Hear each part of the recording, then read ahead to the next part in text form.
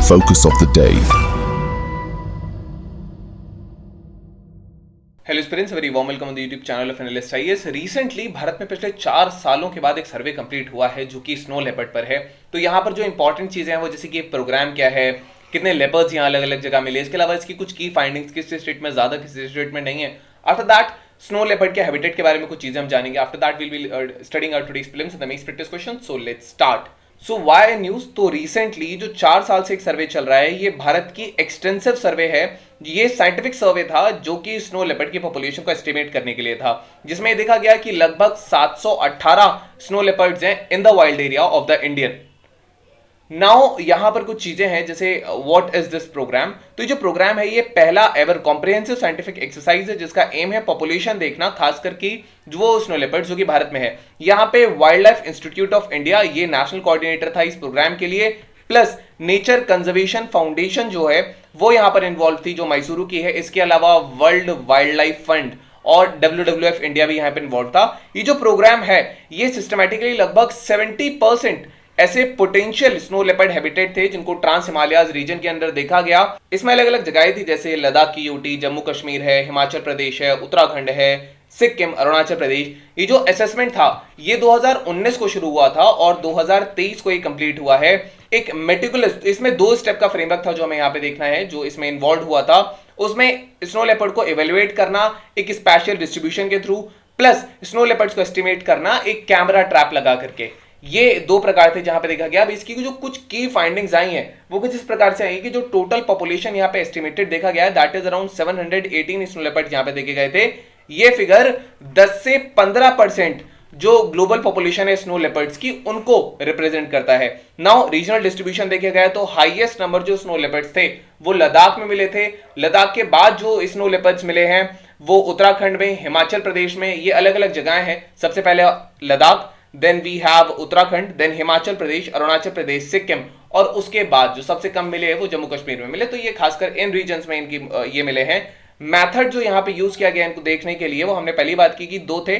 सबसे पहला यहाँ पे कैमरे के ट्रैप्स लगाए गए थे, जो पेड़ों पे कैमरा लगाए जाते हैं, वहां पे उनके एस्टिमेशन से इनको देखा गया। और ये जो कैमरा लगाए गए थे ये 1971 ऐसे लोकेशन से जहां लगाए थे।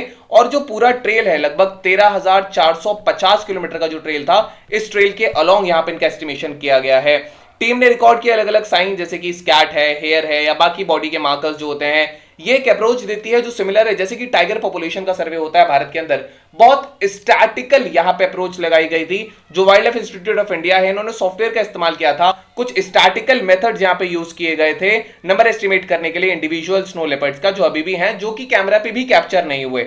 नाउ बेसलाइन, अब ये जो प्रोग्राम है ये एक बेसलाइन की तरह वर्क करेगा अगर फ्यूचर में कोई सर्वे होता है उसके लिए। तो this is the case about it अगर हम आगे सर्वे करते हैं तो। नाउ ये इसकी कुछ रिकमेंडेशंस है। ये जो रिपोर्ट है ये सजेस्ट करती है कि डेडिकेटेड स्नो लेपर्ड सेल एक बनाना चाहिए एंड इसके ये ministry of environment, forest and climate change के अंदर आ सकता है। नाउ ये अगर हम लॉन्ग टर्म फोकस चाहते हैं स्नो लेपर्ड के लिए तो this is important. Now regular protection हो, हर 4 साल बाद इनका एस्टिमेशन रिकमेंड किया गया है कंजर्वेशन स्ट्रैटेजीज के साथ एड्रेस करना स्नो लेपर्ड के जो लॉन्ग टर्म सर्वाइवल है। नाउ यहां पर इसके अलावा स्नो लेपर्ड की अगर हम बात करेंगे तो snow leopard Afghanistan, Bhutan, China, India, Kazakhstan, Kyrgyzstan, republic, Mongolia and Nepal, Pakistan, Russia, Tajikistan, Uzbekistan, इन जगहों पर इसको देखा जाता है। जनरली पहाड़ी इलाकों में, बर्फ के इलाकों में इसको देखा जा सकता है। भारत में भी देखेंगे तो जम्मू एंड कश्मीर में ये है, लद्दाख में है, उत्तराखंड में है, अरुणाचल प्रदेश, सिक्किम और हिमाचल प्रदेश में भी ये पाया जाता है। इसको जो मैक्सिमम थ्रेट है वो फिलहाल है हैबिटेट डिस्ट्रक्शन से,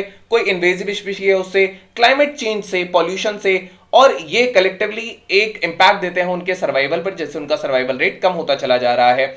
नेक्स्ट थिंग जो यहाँ पे आती है वो इनको प्रोटेक्शन जो मिला हुआ है, जो IUCN के स्टेटस में इनको प्रोटेक्शन है, दैट इज वल्नरेबल इनको कहा जाता है। Remember these points for your prelims, they are vulnerable on this list. And moreover जो साइट्स की जो इंडेक्स होती है उस पर इनका अपेंडिक्स 1 जो है उसमें इनको इंक्लूड किया गया है। You already know what is sites, that is convention on international trade off endangered species. ये इनका जो हाईएस्ट लेवल ऑफ प्रोटेक्शन है उसको दिखाता है इंडिया के अंदर। और ये शेड्यूल 1 होल्ड करते हैं जो वाइल्ड लाइफ प्रोटेक्शन एक्ट है 1972 का, इसके शेड्यूल 1 के अंदर इनको रखा गया है। इसके अलावा इनका जो प्रोटेक्शन का प्रोग्राम है, that is G SLEP. Remember, that is the GSLEP. GSLEP is also known as Global Snow Leopard and Ecosystem Protection Program. So this was about this topic. Now we have today's spelling practice question. The question says, which of the following statements is false about the SPY program? It was the first comprehensive scientific assessment of snow leopards in India. The Nature Conservation Foundation was the sole coordinator for the program. The assessment used camera traps and trail surveys to estimate snow leopard abundance. The program estimated a total population of 718 snow leopards in India. You can type down in the comment section. They'll let you know if it not. Then we have today's main practice question. The question says, analyze the significance of the findings of the SPY program for snow leopard conservation in India. Discuss the challenges and opportunities that lie ahead in effective protecting this elusive species. So this is all about today's video and session. I hope I understood it very well. Thank you. Have a nice day and stay tuned with Analyst IAS for your better preparation.